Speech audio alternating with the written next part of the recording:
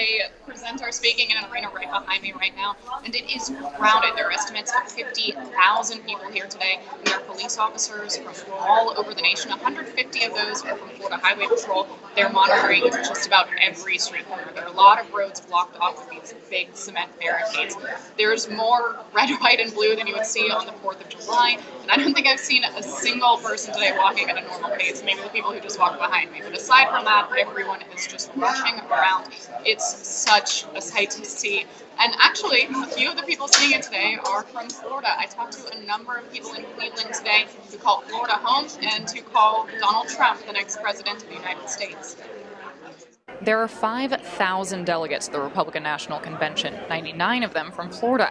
Florida also brought in 96 alternate delegates. 2 of them are running for commission seats, Flo Smith in District 10 and Twee Low in District 5. When little girls that look like us see that, they say, wow, we could grow up to be anything we want to be. When they hear my story about coming from the projects, Twee's story about coming from another country and making it here and running is awesome. I remember at the time as a first-generation immigrant, I came over this country with a lot of respect for the rule of laws, and that's what we have to do. America's first. Safety is priority, is number one. The people attending the convention today were all smiles, but the second you step outside, things get much more tense. Yesterday afternoon and all day today, policemen surrounded protesters from Black Lives Matter, the Revolutionary Communist Party, anti-Trump ralliers, and then some. A group of hundreds marched past a hotel where many delegates are staying and climbed over a barricade to reach the convention center. None of them were able to make it inside the arena, so today on the inside, the only marches were rows of delegates walking to see different speakers. One of the things I noticed today from all the Floridians I spoke with is that no matter what they had in stake in particular, they all had kind of the same hot button issues. So national security, the economy, and immigration were the big ones for Floridians. But I also spoke with an incoming senior at the University of Central Florida who's serving as an alternate delegate, and he had a bit of a different perspective. I talked to him about how he got here and what he hopes to see as a millennial if Donald Trump becomes president.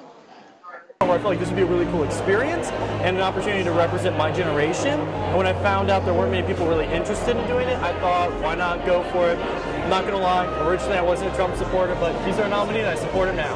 We're all going out there and getting those fancy degrees and going to school, and we're having a hard time, I feel like a lot of us, finding jobs afterwards. And that's something that I really feel like is important, focusing on the economy. Now, currently the federal government likes to brag about how things are going, but I still feel like we're kind of in a rut, honestly. There's a lot of young people that just can't get the jobs they were trained for.